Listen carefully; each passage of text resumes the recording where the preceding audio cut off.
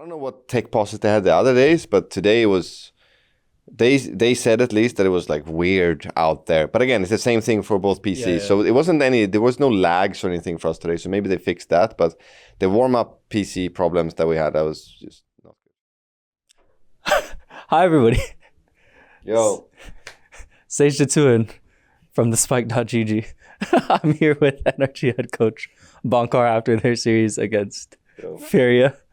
We just felt something for Platchat, so that's why. But how is that series, and how do you just reflect on your opening match in stage 1? Flat is a good word, to be honest. We came out very flat. Honestly, there's so many problems here right now at Riot, the office. I'm not gonna lie, like there's so many weird things going on in like the prac rooms and on stage with like the fucking all the gear and stuff. So I definitely know what some of the other players has been saying from some of the other days. I'm not gonna lie, but the good thing is that both teams has it. It's just very weird, and we just came out super flat. There was no there was no fire in our gameplay. I felt I had a very similar feeling today during the matches that I had versus Paper X in the lower finals when we got eliminated at Santiago. There was no like behind everything. You know, there was no power. There was no energy. Yeah. Oh, it's like no energy within the comp specifically, or just like mid round during some of these key, I guess, deciding moments. Yeah, I actually think energy is the wrong word that I used there. My bad. I think creativity is the correct word. Okay.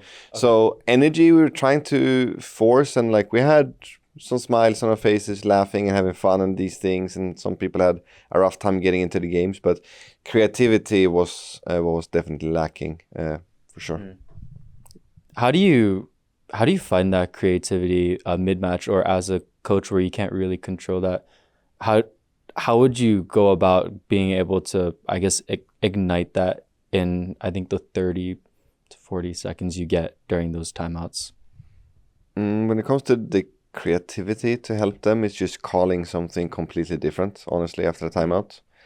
And then it's just, I mean, you're kind of sitting and waiting for them to get into the game, to be honest. It's hard to like tell someone like, yo, get some creativity going. It's like, it doesn't work that way. Just saying, like calling something completely different. So it opens, you like pop their bubble. So they pull them out of their bubble and like, go here, play this. And maybe that sparks something that goes longer into the games. And sometimes it works, sometimes it doesn't. Sometimes the calls are really bad for me as well. And it happens. Mm-hmm. For this next question, it's okay if you can't answer it and just say like no comment. But yesterday we saw for like 100 Thieves and EG, there was like a 90-minute tech pause, and then you were talking today with the practice room stuff. Yeah. Is it related to just like monitor stuff, or like computers are lagging? Like what makes it different compared to when you'd come into the studio and then you just go in and then go in the practice room? I mean, honestly, so today when we show up, it's like Warmup PCs just not working. Took 50 minutes to get people.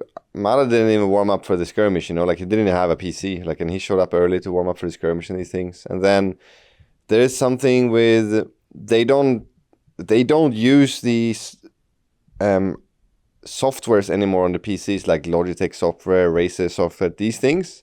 They don't have them on the PCs anymore. They have like custom-made programs or something. I genuinely have no idea what it is. I don't sit out there, but I was asking the players after, it's like, if you knew that your mouse wasn't like working properly, why didn't you take a tech pause? I was like, well, it kind of worked, but it was like kind of weird, but it kind of wasn't like accurate. I don't know what tech pauses they had the other days, but today it was, they said at least that it was like weird out there. But again, it's the same thing for both PCs. Yeah. So it wasn't there was no lags or anything for us today. So maybe they fixed that, but the warm-up PC problems that we had, that was just not good. Yeah, it's like it doesn't put you at a disadvantage going against the other team by any means, but more so just it does take you out of your normal routines and systems. Yeah. And you are someone that has like, you really like your systems and routines. Yeah, I mean, true. It is something where we do struggle when our normal flow and our normal routines that we have with our team, you know, like we sit in the specific spots in the warm-up room, we do specific things, like all these things. If we don't do them, it's like, kind of gets us out of our rhythm a little bit. It sounds weird. Yeah, and I mean, it sounds a little bit weird, you know, like when we sit on the buses and the Ubers and these things, like we do specific stuff, and like it kind of throws us off a little bit. So yeah, you're right with that. Yeah. Honestly, it's hard to start thinking about your vlog. Yeah. Because they're just players in the interviews where I'm like, what's up, man? What are you up to today? And they're just like, I was Bonkar today. I did a vlog.